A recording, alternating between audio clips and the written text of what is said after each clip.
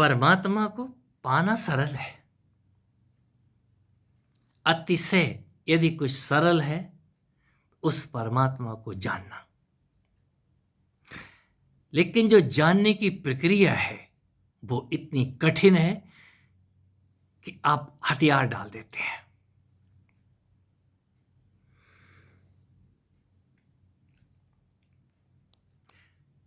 कुछ ही दूर चले थे, कुछ ही समय हुआ, हमारा काम करने का जी नहीं करता है। काम धंधा सब छोड़ के घर में बैठ गए और ध्यान लगाए जा रहे हैं।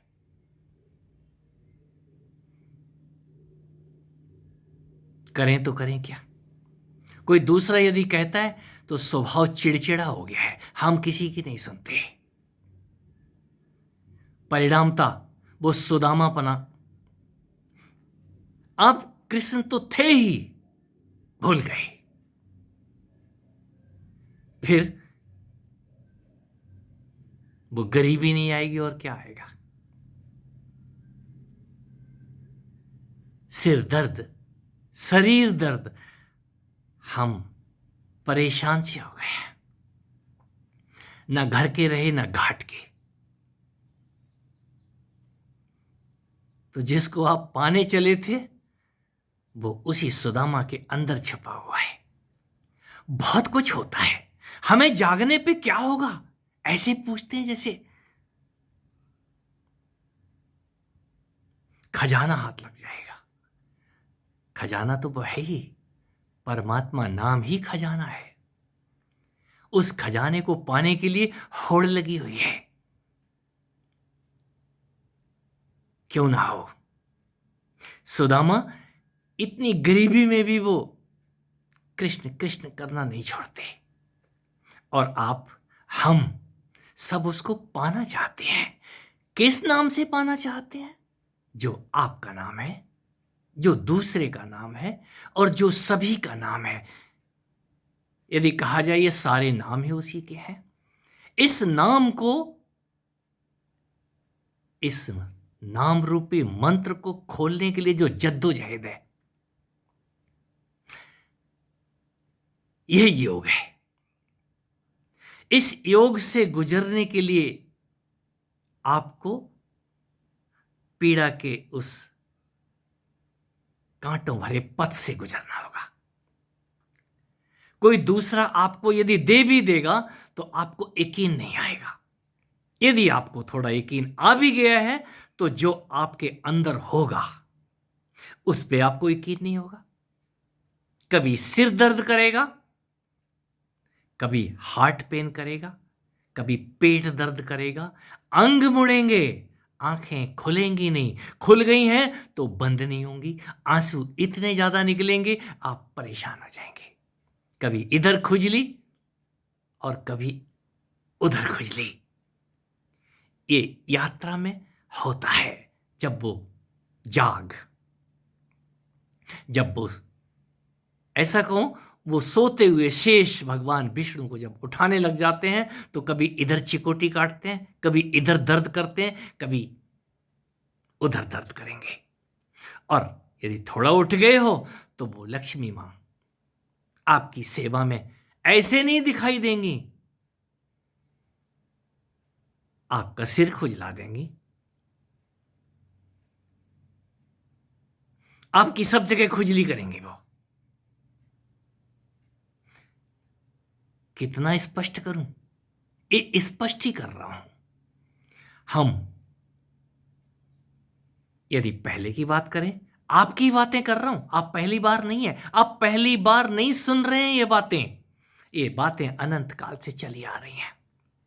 आपका थोड़ा सा चित्त साफ होता है और आपको थोड़ा थोड़ा जब समझ आने लग जाता है तभी आप इन वाणियों में रस लेते हैं। ये आपकी ही वाणियां हैं, आपकी ही बातें हैं। आज नहीं तो कल आपको यहां से गुजरना ही होगा।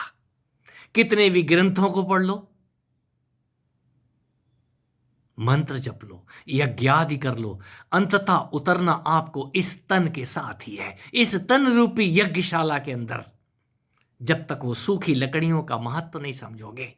ये सूखी लकड़ियां, सुबह उठते ही आप इस तन को कितना जान पाए हैं?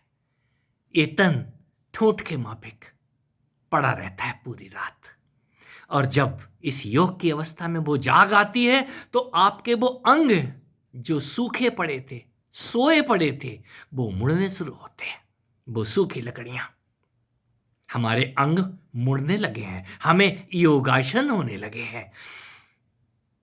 ये तो शुरुआत है, बहुत कुछ होगा, और जो होगा उसके बाद फिर आपकी जो धौंकनी है, श्वसन तंत्र है, इस पे हलचल होगी, शरीर में ताप अप एंड डाउन होगा। ये आग इसी तन रूपी यज्ञशाला को जलाना शुरू करती है, और आप कहते हैं ये उपद्रव हो रहे हैं, इनके बिना आपको कुछ भी समझ नहीं आएगा। और जो समझाने की चेष्टा कर रहे हैं हमारे गुरुजन, आपके गुरुजन। मैं अपने गुरुदेव को जब भी कुछ कहता था, ऐसा कुछ नहीं होता है। कारण क्या है? यदि कृष्ण उस ऊखल से ही बंधे रहते जिसमें मां यशोदा बांध गई थी, तो यात्रा आगे नहीं बढ़ती। कोई अनुशासन तोड़ता है, कोई गुरु की पाठशाला ही छोड़ देता है। बहुत हो गया, बहुत हो गया। ये मूसल से बंधना, बांध के कोई कितनी देर तक अपने आप को रख सकता है? ये अनुशासन तोड़ने की हिम्मत कोई शेष जब हिम्मत जुटाते हैं तो भगवान विष्णु उठ के बैठ जाते हैं। इशारे करूंगा, ना तो शेष अलग है, ना भगवान विष्णु अलग है, ना मां लक्ष्मी अलग है। तीनों ही आयाम आपके हैं। आप जब उठ रहे होते हैं तो वो जाग उस शक्ति को, उस मां लक्ष्मी को एक्टिवेट करती है, पावर को एक्टिवेट करती है, और अंततः वो विष्णु शंख चक्र गदा पद्म, इस सर्वोच्च अवस्था आती है। आप किसी को वरदान देने लायक हो या ना हो, उससे कोई लेना देना नहीं है, लेकिन अपने को वरदान देने की स्थिति में होते हैं। फिर आपको कोई श्राप भी दे, कोई भस्मासुर आपका बाल बांका नहीं कर सकता। जब तक ध्यान कर रहे हैं, मैं किसी के विरोध में नहीं हूं और किसी के पक्ष में नहीं हूं। आपको भी बोलता हूं, यदि सत्य जानना है, यदि सत्य से रूबरू होना है, यदि अपने आप को जानना है, तो अंततः आपको यह सब कुछ उतारना होगा। क्या ज्ञान का कूड़ा, अज्ञान का, वो तो अपने आप ही जलेगा जब ये ज्ञान उतरता है। इसके बाद ही कहीं हम इस भुगतने के मार्ग पे भुगत के अंततः वहां तक पहुंच जाते हैं जहां से हमारे हाथ और पैर, अपना ही सिर और अपने ही पैर सजदे की स्थिति में होते हैं। ये तन रूपी वृक्ष बार बार अपने ही चरणों को सजदा करता है। फिर आप में से बहुतों के सवाल, हमने योगियों की आयु को घटते हुए देखा है। अरे क्या करोगे? आयु यदि घट भी गई आपकी, 100 साल के थे, आप 20 साल के दिखने लग गए हो, तो इससे क्या होगा? इस तन के अंदर आप कितनी देर रहोगे? जितनी देर भी रहोगे उतनी देर इस भवन का, इस मंदिर का आनंद लो। प्रतिदिन प्रति क्षण आपको ये भवन नित्य नूतन अवस्था में दिया जाता है। बिगाड़ तो हम लेते हैं। हमें यज्ञ में सुगंध उठाना कहां आया, घी चढ़ाना कहां आया, एक गंगा और यमुना का जल चढ़ाना कहां आया? ये जल इसी यज्ञ कुंड से निकलता है और इसी यज्ञ कुंड में समा जाता है। फिर इसके बाद धुआं नहीं उठता, इसके बाद वो आग आपको जलाती नहीं है। आप अपने आप को जला के दूसरे को नहीं, पूरे संसार को प्रकाश देने की स्थिति में होते हैं। फिर आप जो कुछ भी बोलेंगे वो वेद होगा।